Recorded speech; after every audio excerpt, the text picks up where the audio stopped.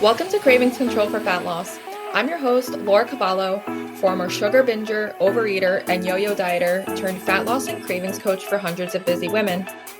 Here at Cravings Control for Fat Loss, I'll be sharing mindset, movement, and metabolism strategies for those who are ready to ditch the fat diet cycle and slim down without counting calories, tracking points, or giving up any of the foods they love. Get ready to embrace progress over perfection, grace over guilt, and bring curiosity and learning to the inevitable ups and downs of your life. Expect a decrease in your cravings while seeing and feeling an improvement in how you look, how you feel, and your overall quality of life. I am so excited you're here, boo. Let's get started. Hey there, and welcome to another episode of Cravings Control for Fat Loss. My name is Laura Cavallo, your cravings coach. And today I want to share with you 10 triggers that can be causing you to eat more, crave more, or even less. Now, the reason I wanted to do this episode, and I've done a previous episode on things that the top 5 cravings triggers, I found some of these triggers, some of them a little bit more interesting and fascinating. And they're a combination of things that can impact you in your environment. It could be something having to do with your thought process, your cognitive state.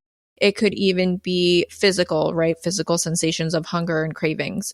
And I want to share this because knowledge is power. And the more knowledge we have, the more awareness we can bring to our habits, our patterns, how we do things, and just open up our perception to other things that can be affecting us. So if you are listening in, I am in New York right now, and it's actually a really sunny day, which is amazing because it's in the middle of winter here. But if you step outside, you will be taken away like the wind in The Wizard of Oz because it is so windy and it is so cold. So if you hear some howling in the background, it is the wind. So don't worry about that. Okay, so let's dive into these 10 triggers that can come anywhere from our environment, emotional, cognitive state, or even physical. So the first thing that can impact hunger and cravings is where you're eating, right? Are you eating at a restaurant? Are you eating at home? Are you eating at a fast food restaurant? All of these, where you're eating can actually impact how much you crave and how much you eat. Right? Like maybe if you're going to Olive Garden and you're smelling those breadsticks, right? You will probably eat more at this restaurant because you're like, oh, smelling all the delicious stuff, right? Versus then maybe eating at home.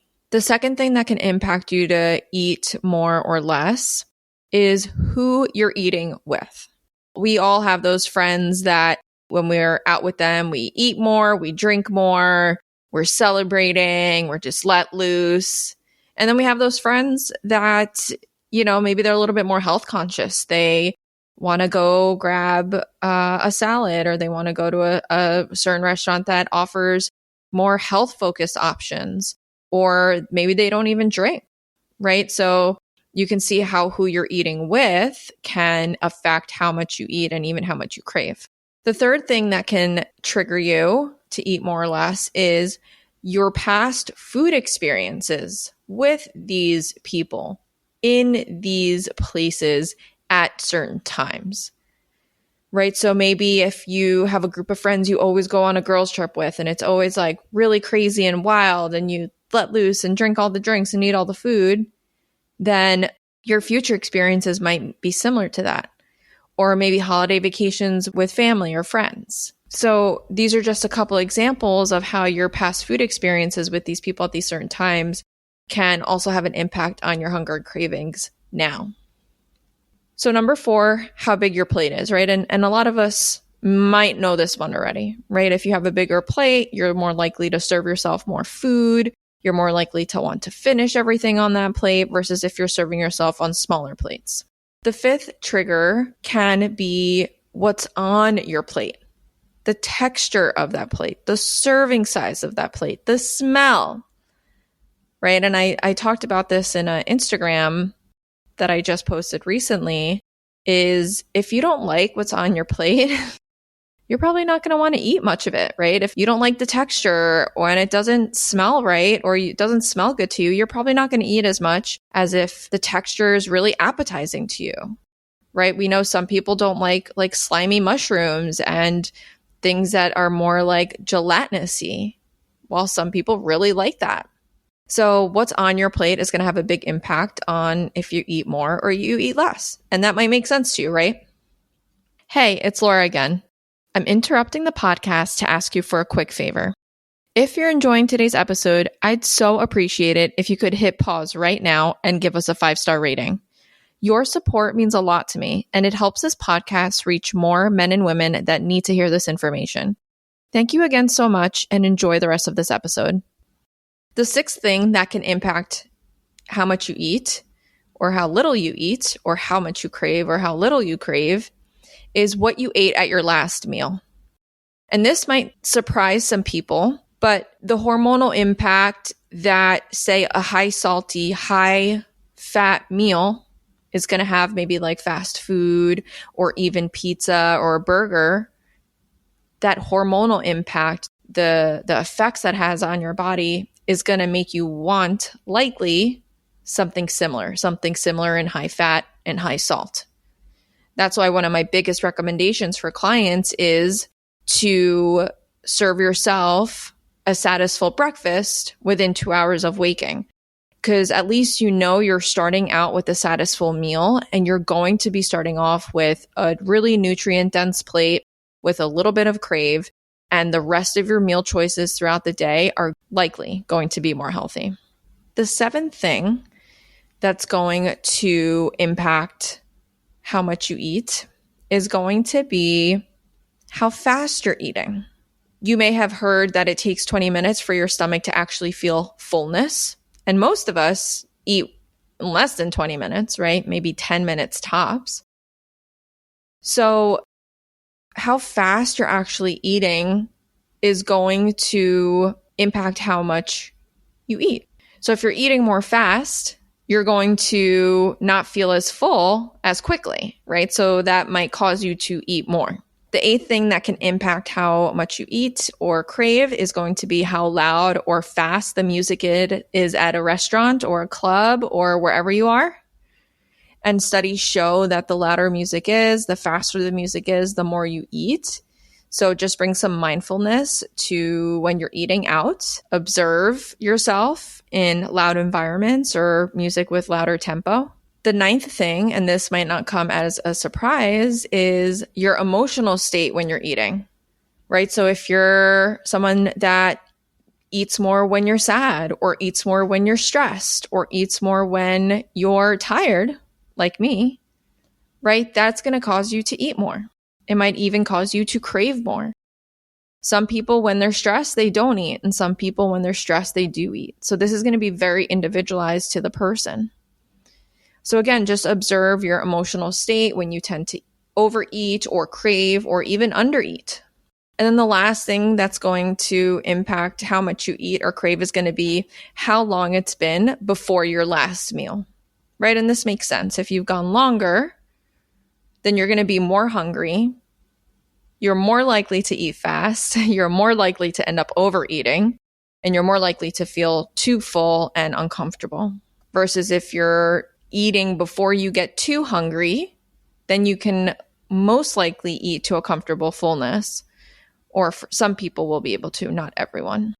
So as a quick review, the 10 things that can impact how much you eat or how little you eat or crave, and these are a combination of environmental, emotional, cognitive, and physical that have been studied and reported, is where you're eating. Is it at home? Is it a restaurant? Is it a campsite?